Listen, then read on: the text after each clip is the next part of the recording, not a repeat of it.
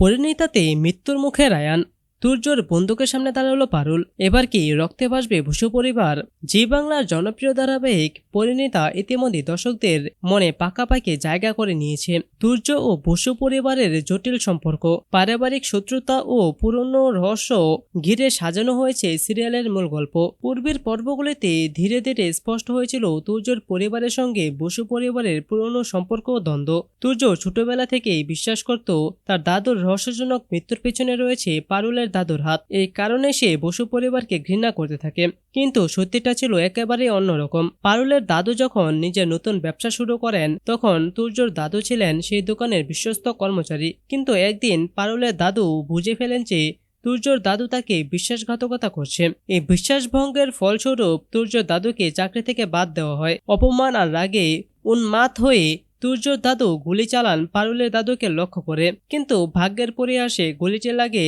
তার ড্রাইভারের গায়ে এবং গাড়ির নিয়ন্ত্রণ হারিয়ে ধাক্কা মারে তুর্যর দাদুকে। ঘটনাস্থলে মৃত্যু হয় তুর্যর দাদুর। এতদিন এই ঘটনা অজানাই ছিল তুর্যর কাছে। কিন্তু নববর্ষের দিন হঠাৎ করেই তুর্য জানতে পারে তার দাদুর মৃত্যুর পিছনে যে গল্প এতদিন শুনে এসেছে সেটি সম্পূর্ণ মিথ্যে। সেই মুহূর্তে থেকে তার মনে জন্ম নেয় এক ভয়ঙ্কর প্রতিশোধ স্পৃহা। সম্প্রতি পরিণীতার একটি নতুন প্রোমো রীতিমতো শোরগোল ফেলেছে দর্শক মহলে। প্রোমোতে দেখা যাচ্ছে তুর্য এবার শুধু পারুল নয়, গোটা বসু পরিবারকে ধ্বংস করার পরিকল্পনা নিয়েছে। তার চোখে একটাই লক্ষ্য, যে পরিবার তার জীবন নষ্ট করেছে তাদের একে একে শেষ করবে সে। আর এই প্রতিহিংসার আগুনে সে প্রথম টার্গেট করেছে রায়ানকে, পারুলের দাদুর প্রিয় নাতি। একদিন হঠাৎই তুর্য রায়ানের ওপর হামলা চালায় এবং তাকে স্পষ্ট বলে তোর সময় শেষ।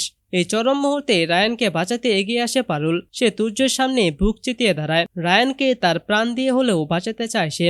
এখন প্রশ্ন উঠেছে, পারুলকে সত্যিই পারবে রায়ানকে তুর্যের রুশ থেকে রক্ষা করতে, নাকি এই মুহূর্তে ঘটবে এক ভয়াবহ ট্র্যাজেডি? দর্শকরা অপেক্ষায় আছেন এই ক্লাইম্যাক্স দৃশ্যে কি মোড় নেবে পরিণীতার গল্প?